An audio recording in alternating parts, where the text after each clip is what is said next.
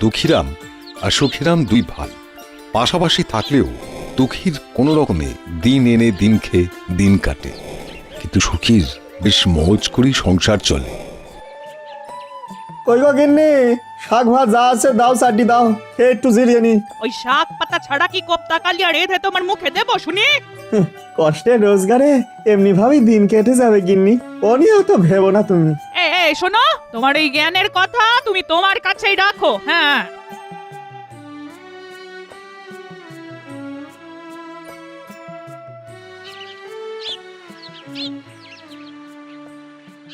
আরে ও বউ, বলি খাবার পরে পান মশলা খানা কি খাবার হজম হয়ে যাওয়ার পরে দেবে নাকি? দিচ্ছি গো দিচ্ছি। তোমার জন্য সবটা তাড়াহুড়ো। না না, তারা আর কিসের, বাবার সম্পত্তি ভাইকে না দিয়ে নিজেই হাতিয়ে নিয়ে পায়ের উপরে পা তুলে ভালোই তো দিন কাটছে। শুধু কি তাই, সকাল নেই বিকেল নেই, ঘর বয়ে যে মালক্ষী আসছে সেটা তো বললে না। সেটা আবার বলার কি আছে? হ্যাঁ, বন্ধকির কারবারেও তো লাভই লাভ, যাই বলো আর তাই বলো, সব মিলিয়ে বেশ ভালোই চলছে।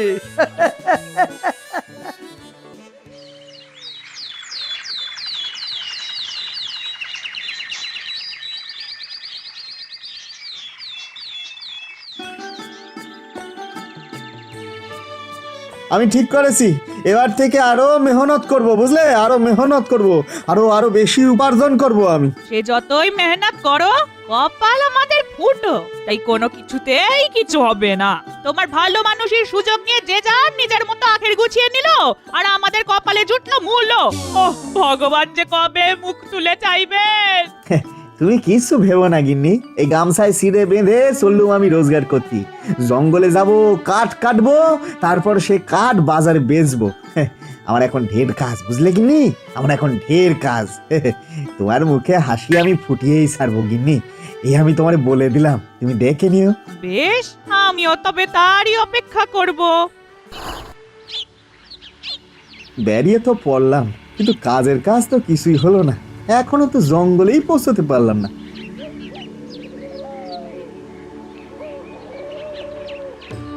কোথায় যাচ্ছ বাবা? বলি খাবার দাবার কিছু আছে? আমার যে বড্ড খিদে পেয়েছে বাবা। ও তাই বুঝি, বেশ, তবে তুমি আমার এই সিরে কটা খাও।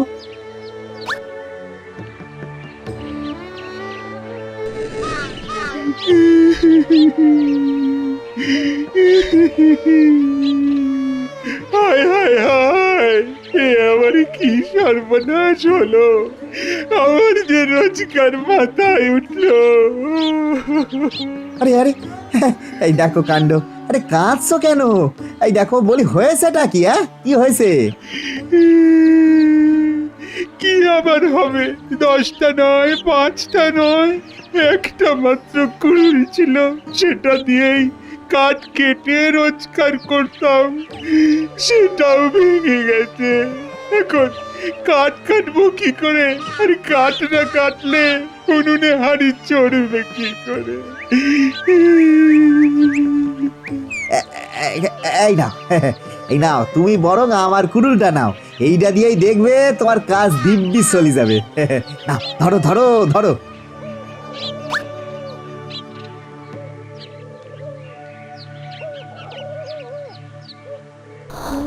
ওহ, ওরে বাবা রে, কেঁপে কেঁপে হাড়ে হাড়ে ঝনঝনি ধরে গেল রে।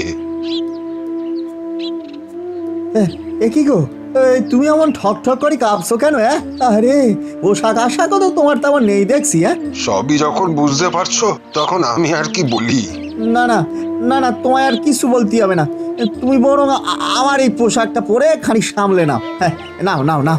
বাহ, তাহলে তুমি? আমি এই গামছাখানা জড়িয়েই চালিয়ে নেব, ও নিয়ে তুমি কিচ্ছুটি ভেবো না। না, বেলা পড়ে আসছে, আজ বরং বাড়িতেই ফিরে যাই। যাই।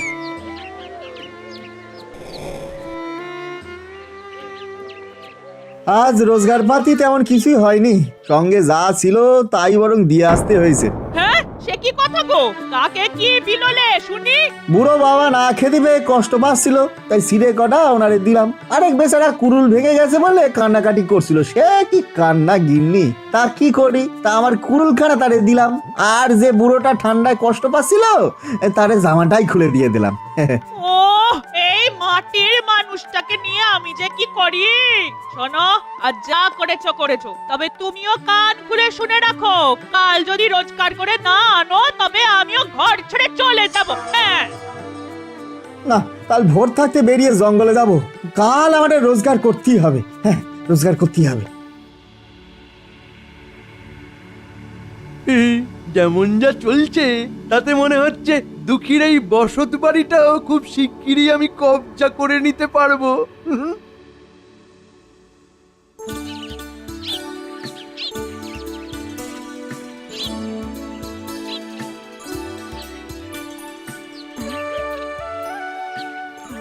যেমনটা ভেবেছিলাম তেমনটাই হয়েছে। আজ আর কোনো গন্ডগোল হয়নি। তবে জঙ্গলে যখন একবার পৌঁছে গেছি তখন বাকি কাজও ঠিকই করে ফেলবানে।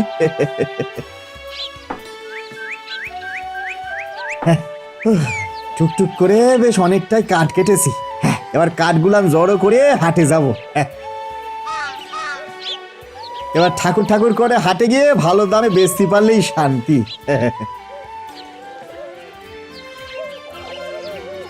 আজ আর গিন্নি আমার উপর রাগ করতে পারবে না। আজ তো আমি আর খালি হাতে ফিরবো না। আরে, কিন্তু তখন থেকে নাগারে কাজ করতে করতে হাতে পায়ে কেমন যেন খিল ধরে গেছে।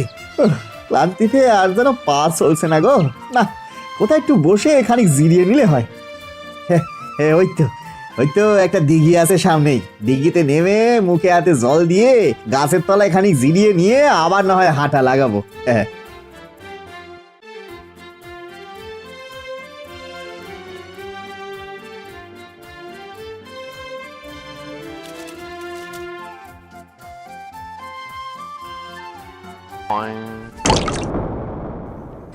এই রে, কি সর্বনাশ হলো আমার।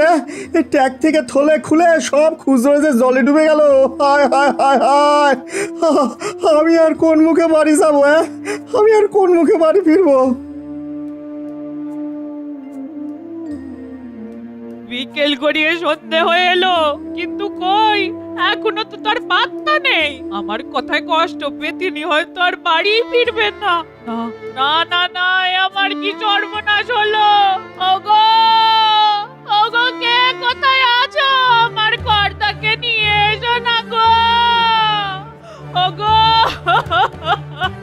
আরে এখন আর কেঁদে কি হবে?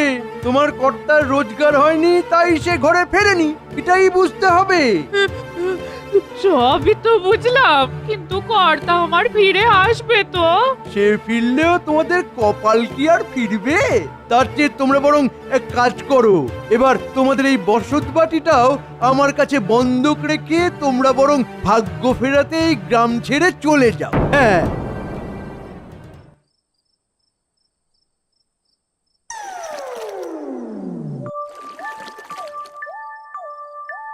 কিরে দুঃখী, ঘুম ভাঙলো?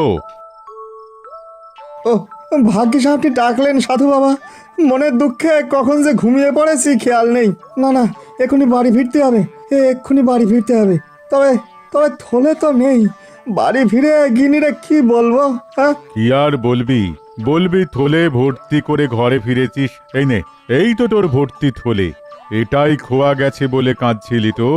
এটা নিয়ে বাড়ি যা, যা। হ্যাঁ, আপনি আমার খুচরো ভর্তি থলে পেয়েছেন বাবা? হ্যাঁ, কই কই দেখি দেখি। হ্যাঁ, কিন্তু এ কি? এ পুটলি তো আমার নয়। এ তো সোনার মোহর ভরা। হ্যাঁ, এ তো সোনার মোহর। বেশ তো, তবে এটা নিশ্চয়ই তোর।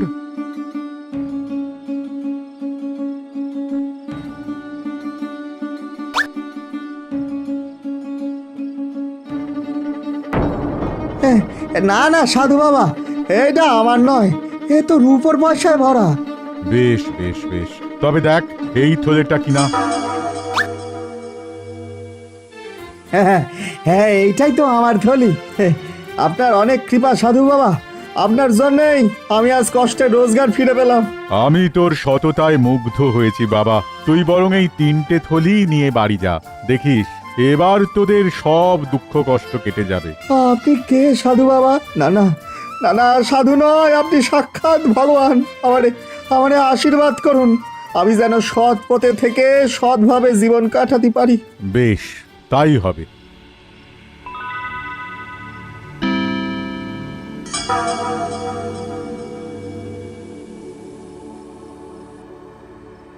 দাদারে, আজ আমারও চোখ খুলে গেছে। আমিও নিজের ভুল বুঝতে পেরেছি। তোর মতো সৎ আর সহজ সরল মানুষকে ঠকিয়ে আমি বড় অন্যায় করেছি দাদা। তবে আর নয়, ঘরে ফিরে গিয়েই আমি তোর সব সম্পত্তি ফিরিয়ে দেবো দাদা, সব ফিরিয়ে দেবো। আর এবার থেকে দুই ভাই মিলে মিশে পরিশ্রম করিয়ে সৎ পথে আয় করব। চল ভাই চল, শেষ ভালো যার সব ভালো তার। চল চল চল।